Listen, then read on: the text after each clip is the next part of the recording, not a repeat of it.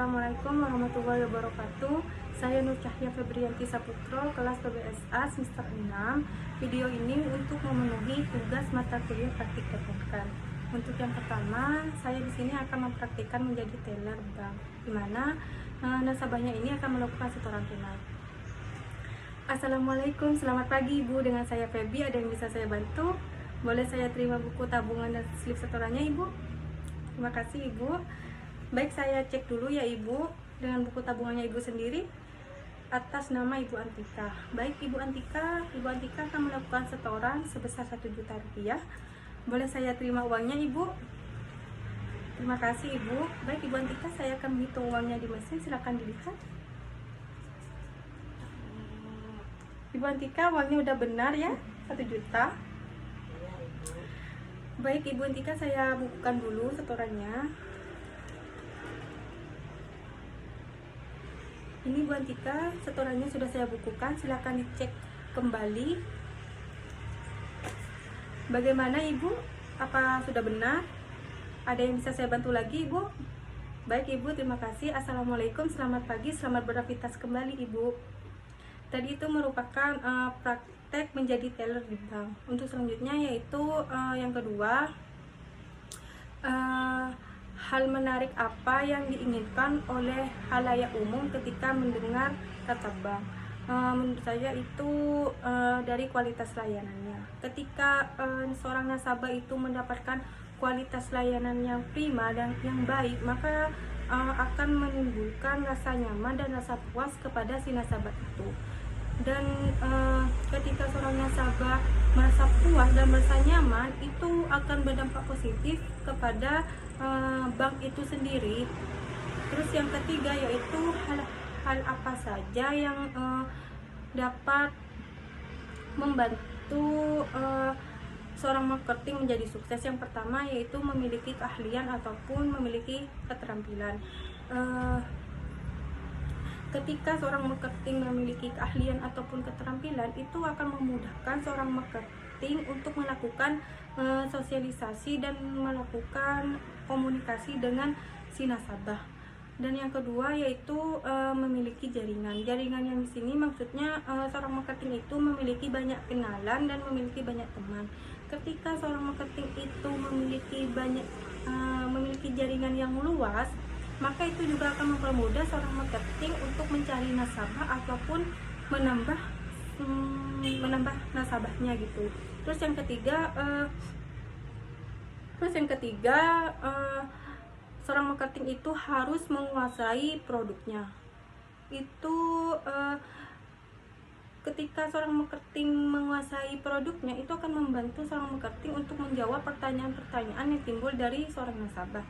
Dan yang keempat yaitu fokus. Meskipun seorang marketing itu memiliki jaringan yang luas, memiliki kenalan yang banyak, itu seorang marketing itu harus fokus dan harus menggunakan kesempatan itu untuk mencari nasabah dan untuk menambah nasabah. Selanjutnya yaitu mengenai kelebihan dan kekurangan dari teller, customer service, dan seorang satpam. Yang pertama yaitu teller. Kelemahan dari seorang teller yang pertama, jika melakukan kesalahan dalam transaksi, itu akan berdampak merugikan kepada dirinya sendiri. Yang kedua, seorang teller harus selalu tersenyum meskipun dia memiliki banyak masalah.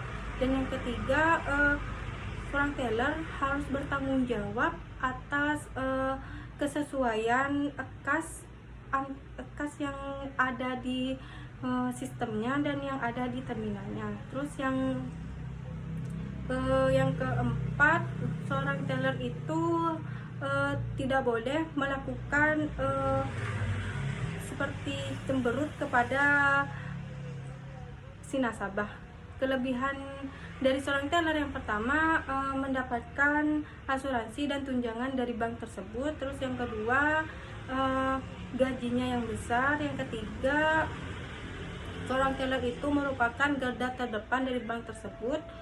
Terus yang ketiga, selanjutnya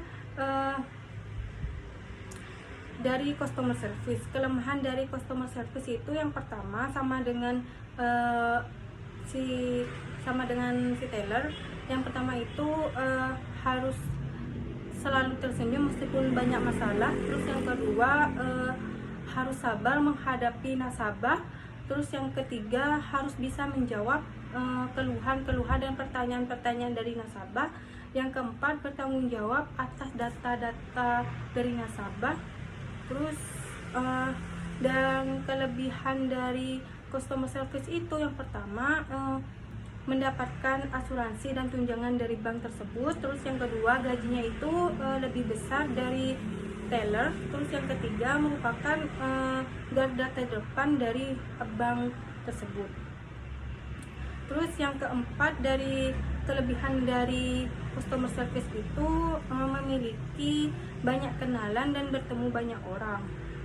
Selanjutnya yaitu dari satpam. Kelemahan dari satpam itu yang pertama tugas dan tanggung jawabnya itu lebih besar dan lebih berisiko. Terus yang kedua dia memiliki dua peran. Yang pertama yaitu dia harus melayani nasabah ketika masuk ke bank. Terus yang kedua harus menjaga keamanan dari bank tersebut. Terus yang ketiga kelemahan dari satpam itu harus selalu berdiri dan harus siap siaga ketika ada nasabah yang masuk ke bank. Terus kelebihan dari satpam itu yang pertama gajinya itu lebih besar dari satpam di perusahaan lain. Terus yang kedua berpenampilan rapi. Terus yang ketiga satpam itu juga merupakan garda terdepan dari perusahaan. Terus selanjutnya yaitu kesulitan, tantangan, dan peluang bagi saya ketika saya mendapatkan tugas untuk mencari seorang nasabah yang ingin menabung. Kesulitannya itu yang pertama mendapatkan kepercayaan dari seorang nasabah, karena saya ini kan belum bekerja di bank ataupun di lembaga keuangan lainnya. Saya kan ini masih mahasiswa. Terus mendapatkan kepercayaan dari seorang nasabah dengan menggunakan identitas KTP itu sangat sulit karena takut disalahgunakan. Terus yang menjadi tantangannya itu saya harus bisa menyampaikan kelebihan dan kekurangan atau keunggulan dari produk-produk yang akan saya tawarkan. Terus yang kedua saya harus bisa tersenyum dan harus bisa tetap bersikap sopan dan ramah meskipun si nasabah itu tidak mau menjadi nasabah saya. Terus yang menjadi peluang bagi saya itu saya bisa belajar bagaimana cara mencari nasabah terus saya juga bisa bersosialisasi dan berkomunikasi yang baik lagi untuk mencari nasabah. Terus saya bisa tahu sulitnya mencari nasabah dan nantinya saya akan bisa menjadi pelajaran ketika saya bekerja di lembaga keuangan.